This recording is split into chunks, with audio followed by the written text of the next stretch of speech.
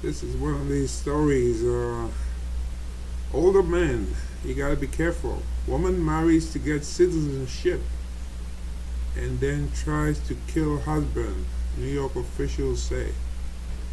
A woman married an elderly man to illegally obtain citizenship and later tried to kill him with a straight razor, New York prosecutors said.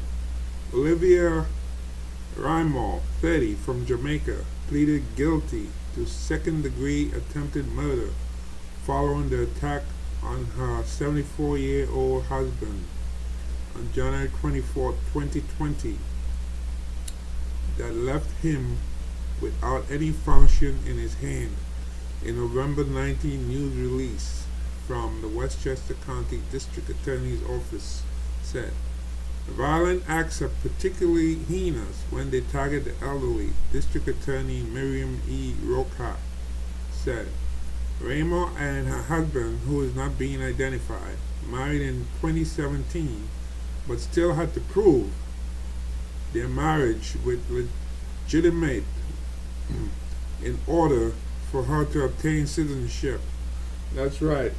After you marry, I think it's like after 2 years, you have to go back for an interview to prove before immigration. In a meeting with an attorney in preparation for a U.S. Citizenship and Immigration Services interview, the couple was told they would have a hard time passing their marriage interview, the release said. Sometime afterward, while at the victim's home in New Rochelle, Raimo is accused of pushing her husband between a toilet seat and a wall and slitting his wrist with the razor, according to the release. At about the same time, the husband's home health aide arrived at the door. Imagine that. She's married, she's only 30 years old, but yet the husband is a home health aide. So you know that marriage is a phony. Arrived at the door and Raimo refused to let her in.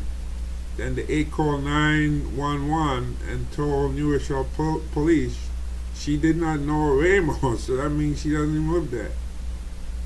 Once officers arrived at the home, they heard the husband screaming from the bathroom. He was taken to Jacoby Hospital in the Bronx, where his tendons were reattached during 2 separate surgeries. After an investigation, Raimo was arrested by police on February 11, 2020. According to her plea agreement, she will be sentenced to 15 years in state prison. Wow.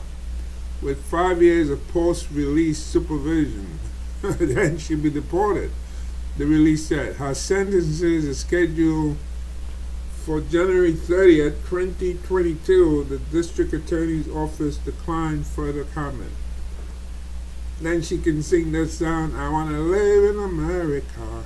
I want to live in America. Yeah. So she will get to live in America for another 15 years in prison. Then five years post-release after supervision. So more than likely, a crime like that, she'll be deported to Jamaica.